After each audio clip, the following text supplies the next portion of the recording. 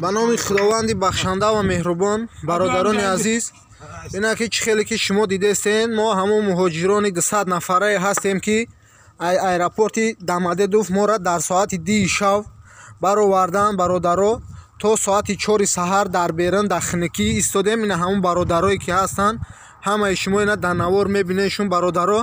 ҳозир мо ҳамаи ҳайати ҳамон одамое ки якҷо будем ҳамора шуморо нишон медиҳем. Ина бо розигии Аллоҳ ба хости худованд ина ба ҳамин нӯшу неъматҳо гирифторем. Ина шумо ҳаматун ира бибинед, то ҳоле ки ҳамун блогерҳо дар шабакаҳои иҷтимоӣ аз ҷумла дар ютуб мегӯянд ки мора консулгарии ҷумҳурии Тоҷикистон бурдааст, дар гостиниса ҷо кардааст, дар духтур гузарондааст. И гапҳо ҳама дурӯғанд. Ина ми коттедж даем, и коттедж ая соҳибкори ватанияй бародаро. Ҳамин соҳибкор як рӯз пеш айсир кардан аэропорт мора рафт, хабар гирифт, барои мо хирока, маводи хирока бурд. Дар ҳамунҷа гуфт ки рақамҳои телефон ма бигирен,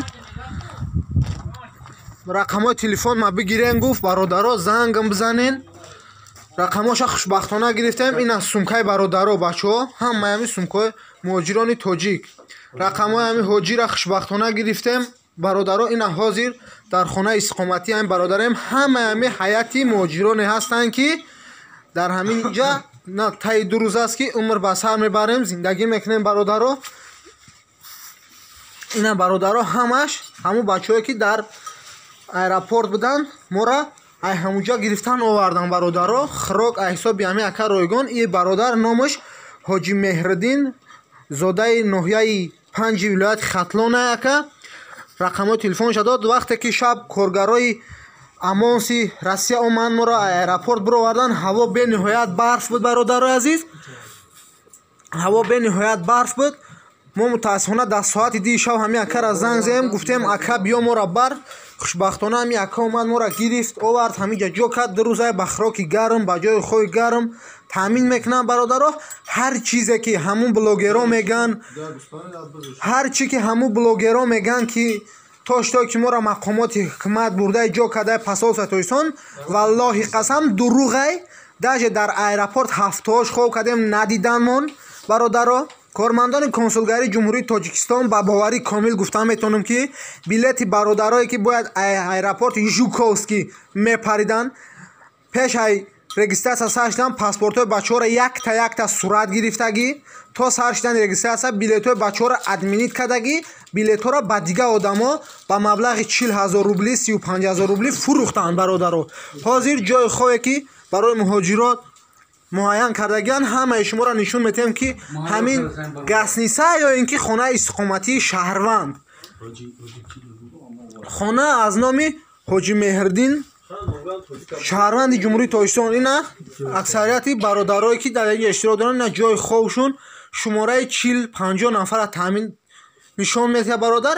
хайхтон то ҳоле ки бачашо мебинен, ина бо ҳиҷраи дигарро нишон метавам. ҳама ҳамин бародаро ина аксарияти суҳбати телефонӣ ба хонавода, аллакай хонавода дар хавф хатар ҳастанд ки кай меравам ба пешон меоям. ҳоли мо ҳамин навора пурра мекунем, боз мерем чӣ мекунем, соҳибхонаро хича метаҳем, суҳбат мекунам, барое ки гапҳои зиёдӣ, сару садоҳои беасос дар шабакаҳои иҷтимоӣ наброрем бародарои азиз.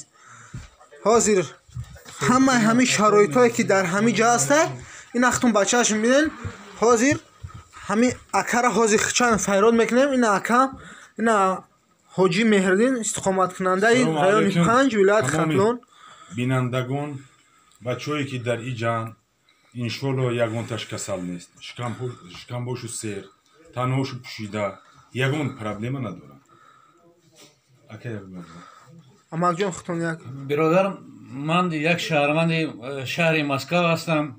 манам вақте ки дар аэропорт ман 11 рӯз ин мардо мо ҳам дилмо дард мекард. дили мо дард мекард. не ки дили бояд давлат дард кунад. давлат бояд дар фикри ё боша ки ё билет доранд дар болои пол хоб ҳастанд бечораҳо. не ки ҳамин хел марди худотарс, ҳамин хел мард ёф шидааст ки овардааст ёро дуру шидааст, нон, ҷои гарм, ҳама чи хел таъмин кардастанд. охир ё билет доранд, ёро бояд правительствои Россия ҳимоя мекард. иқа блокерое ки талбунда ворид мекарданд дар ҳама ҷо дод мезананд ё барои худшукӯи блокерро кор мекунанд. ягон блокере нест ки хеле барои мардуми тоҷик кор кунад. анами марди тоҷик ҳоҷӣ дар ҳақиқат мусулмон будааст ки дар соати 1 шаб занги заданд, автобус закасказ овардашу ба ҳаминҷоро ва имрӯз бо намояндаҳои коркунҳои органи ҳамин чӣ омаданд. ҳамоа моро фаҳмиданд ки ё маҷбуранд, рӯи маҷбурӣ омаданд ба инҷоро. хай протокол кардан гирифтан бурданд. И хеле инсон ранги ҳамин ҳоҷӣ ёфтанд бисёр камай. хай бародарои азиз, шумо чӣ хеле ки суханҳои ҳазратро шуниден, диден ина аллакай ҳаяти ҳамин муҳоҷирон ҳамаи ҳамин хӯроки нисфирӯзӣ хӯрданд. мақсад чашм бараҳанд ки кай як хабар мешавад ба назди падару модару ба назди оилаашон бираванд. бародаро хонаи иstiqomatии шаҳрванд аст, на гасниса ҳаст, на беморхона аст, на ҳичи.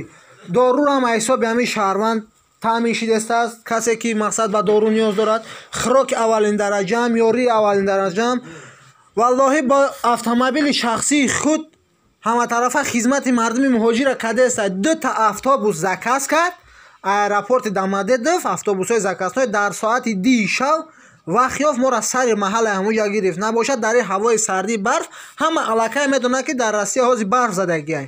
ҳама аллакай ин чиза медонад.